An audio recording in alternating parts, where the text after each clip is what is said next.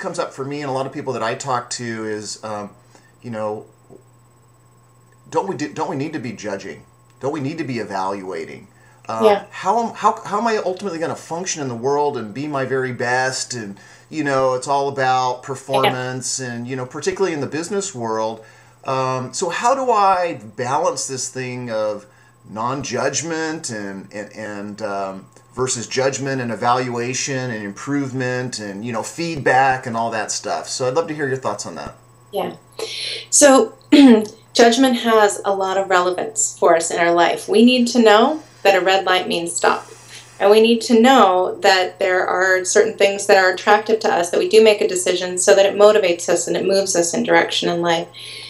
But often we end up in automatic relationships to how we judge things. We're not even conscious of the fact that we're judging things. And so building the mindfulness muscle without judgment is being aware of the pattern, the reactive patterns that we have around our judgments, rather than one that's more conscious, internally driven, that I see what my judgments are, therefore then I have choice in the matter. Not that I wouldn't follow this particular judgment of the light means stop. I'm aware of that. That's a good judgment. Use the discerning power of that judgment.